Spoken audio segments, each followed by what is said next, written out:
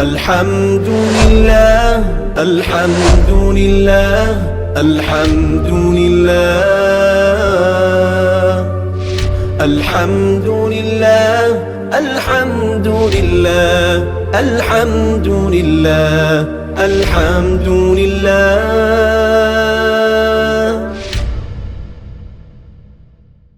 بسم اللہ الرحمن الرحیم. علم الصیغہ کا 7واں باب ہے قواعد معطل. سبق نمبر 11 میں خوش آمدید. آج کے سبق کے اندر ہم دنیا تقوی والا قانون پڑھیں گے اور یہ آخری سبق ہے. اس کے ساتھ ہی ہمارا یہ والا باب مکمل ہو جائے گا. دیکھیں قاعدہ نمبر 25 حضرت نے یہ بتایا ہے کہ افاعلو کا وزن، مفاعلو کا وزن اور اس کی نظائر میں یہ والا قاعدہ جاری ہوگا. اب پہلی بات آپ نے یہاں پر یہ سمجھنی ہے کہ اس کی نظائر سے کیا مراد ہے. دیکھیں افاعلو کا وزن ہو یا مفاعلو کا وزن ہو یا ہر ایسا لفظ ہو جس کے آخر میں یا ماقبل مکسور ہو، وہاں پر یہ والا قاعدہ جاری ہوگا. اس قاعدے کے اجرا کی کل 3 صورتیں ہیں. اب وہ 3 صورتیں کون سی ہیں آپ ایک ایک کر کے وہ بھی سمجھ لیں. پہلی صورت تو یہ ہے کہ آپ نے یا کو ساکن پڑھنا ہے. اب ساکن کب پڑھا جائے گا؟ 2 صورتوں میں ساکن ہوگا. نمبر 1، وہ جو لفظ ہے وہ معرف باللام ہو، اور نمبر 2 وہ مضاف ہو. معرف باللام اور مضاف ہے. اس کے بعد آپ یہ دیکھیں حالت رفع یا حالت جری ہے تو آپ نے اس کو ساکن پڑھنا ہے. جیسا کہ ہادہ الجواری. اب اس میں اگر آپ غور کریں گے تو جواری، جواریجو بروزن فواعلو، تو یہ دیکھیں افاعلو مفاعلو اور اس کی نظیر ہے. تو یہاں پہ دیکھیں فواعلو کا وزن پایا جا رہا ہے اور یہ لفظ معرف باللام ہے اور یہ حالت رفع ہے کیونکہ یہ ہادہ مبتدا واقع ہو رہا ہے. تو اس میں اشارہ اپنے مشار علیہ سے مل کر مبتدا بنے گا. تو حالت رفع ہے، معرف باللام ہے، تو آپ نے یا کو ساکن کر دیا اور ماقبل جو راہ ہے اس کے اوپر کسرہ ہوگا. یا اسی طریقے سے جواریکم، یہاں پر بھی بالکل ایسے یہ حالت رفع ہے اور یہاں پر مضاف واقع ہو رہا ہے جواری، کیونکہ جوار مضاف ہے اور کم ضمیر مضاف الیہ ہے. تو یہاں پر بھی یا آپ کو ساکن نظر آئے گی. یہ تو ہو گیا حالت رفع میں. حالت جری میں بھی ایسے ہی ہوگا. جیسے مررتو بالجواری و مررتو بجواریکم. اب مررتو بالجواری میں دیکھیں گے تو جواری یہ معرف باللام ہے اور اسی طریقے سے یہاں پہ با جارہ داخل ہے، لہذا آپ نے یا کو ساکن پڑھ دینا ہے. اور اسی طرح مررتو بجواریکم، یہاں پر بھی بالکل ایسے ہی ہے. یہ لفظ مضاف بن کے استعمال ہو رہا ہے اور یہ مجرور ہے کیونکہ یہاں پہ پیچھے با موجود ہے. ذکر اس لیے نہیں کیا کیونکہ اس کا عطف اس با کے اوپر ہے. تو مررتو بجواریکم، تو یہاں پر بھی آپ نے یا کو ساکن پڑھنا ہے. تو پہلی اعراب کی صورت یہ ہے کہ آپ اس لفظ کو ساکن پڑھیں گے یا کو. نمبر 2، لام اور اضافت نہ ہو تو حذف ہو جائے گی. یہ دوسری صورت ہے. یعنی یہ جو اس وزن کے اوپر جو لفظ آ رہا ہے جس کے آخر میں یا ہے اور ماقبل مکسور ہے، اس کے شروع میں الف لام بھی نہیں ہے جیسا کہ یہاں پہ تھا، اور وہ مضاف بن کر بھی استعمال نہیں ہو رہا ہے، تو آپ نے حالت رفع میں اور اسی طریقے سے حالت جری میں آپ نے حذف کر دینا ہے.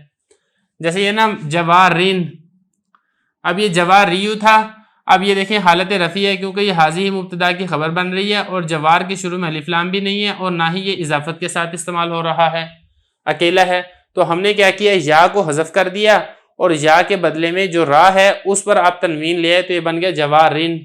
اسی طریقے سے مررتو بجوارین، یہ حالت رفع ہے اور یہ حالت جری ہے. باقی یہ بھی نہ اس کے اوپر معرف باللام ہے یہ، اور نہ ہی یہ لفظ اضافت کے ساتھ استعمال ہو رہا ہے. اور حالت نسبی میں مطلقاً مفتوح رہے گی. یعنی اگر نسبی کی حالت ہے نسب کی تو پھر اس صورت میں آپ نے یا پر فتح پڑھنا ہے. عام ہے کہ چاہے اس کے شروع میں الف لام ہے یا پھر اس کے شروع میں الف لام نہیں ہے، یا وہ اضافت کے ساتھ استعمال ہو رہا ہے یا اضافت کے ساتھ استعمال نہیں ہو رہا ہے. جیسا کہ رأیت الجواریہ، اب یہاں پہ دیکھیں یہ جو لفظ ہے یہ الف لام کے ساتھ استعمال ہو رہا ہے اور اس کی حالت نسبی ہے کیونکہ رأیتو کا مفعول بن رہا ہے تو آپ نے اس کے اوپر فتح پڑھ دیا. اور اسی طریقے سے رأیتو جواریہ، یہاں پہ الف لام کے بغیر استعمال ہو رہا ہے لیکن یہ رأیتو کا مفعول ہے اس لیے آپ نے یہاں پر بھی فتح پڑھنا ہے. تو یہ قاعدہ نمبر 25 ہے.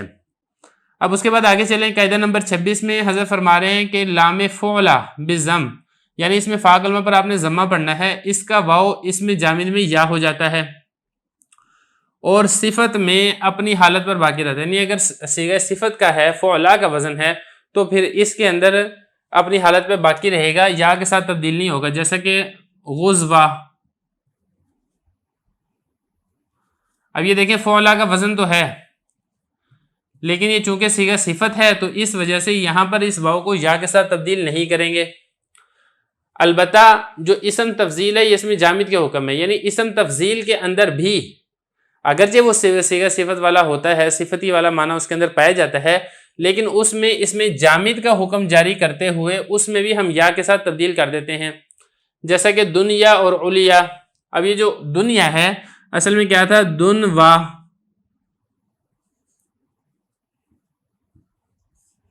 دنا یدنو سے ہے نا قریب ہونا۔ تو یہاں پہ دیکھیں فعلا کا وزن ہے، فا کلمہ پر ضمہ تھا تو ہم نے اس واو کو یا سے تبدیل کر دیا اور ہم اس کو پڑھتے ہیں دنیا۔ اسی طریقے سے جو علیا ہے یہ اصل میں کیا تھا؟ علوا تھا، بلندی سے ہے یہ۔ تو یہاں پر بھی دیکھیں فا کلمہ پر ضمہ تھا تو ہم نے واو کو یا سے تبدیل کر دیا اور ہم نے اس کو پڑھ دیا علیا۔ اب یہ اسم تفضیل کے صیغے ہیں۔ اور لام فعلا کی یا واو ہو جاتی ہے، یہ فرما رہے ہیں کہ اگر فعلا کا وزن ہے اور اس میں جامد ہے تو اس صورت کے اندر جو آپ یا ہے اس کو آپ نے واو کے ساتھ تبدیل کر دینا ہے، جیسا کہ تقوی ہے نا، یہ اصل میں کیا تھا؟ تق یا تھا، بروزن فعلا۔ اب یہاں پہ دیکھیں فعلا کا وزن ہے اور اس میں جامد ہے تو آپ نے اس کو کیا کیا؟ آپ نے اس یا کو واو سے تبدیل کر دیا تو تقوا ہو گیا، بلکہ تقیا بھی اصل میں کیا تھا؟ وقیا تھا، کیونکہ اس کا جو مادہ آتا ہے نا واقعہ آتا ہے، تو واو کو پہلے تا سے تبدیل کیا تقیا ہو گیا اور پھر اس میں یہ والا قاعدہ جاری کرتے ہوئے اس کو واو کے ساتھ تبدیل کر دیا تو یہ بن جائے گا تقوا۔ تو یہ والا قاعدہ ہے قاعدہ نمبر 26۔ تو یہاں تک ہمارا یہ والا جو باب ہے، باب نمبر 7، یہ مکمل ہو گیا ہے۔ اب اسی سے متعلقہ فارسی عبارت کو حل کریں گے۔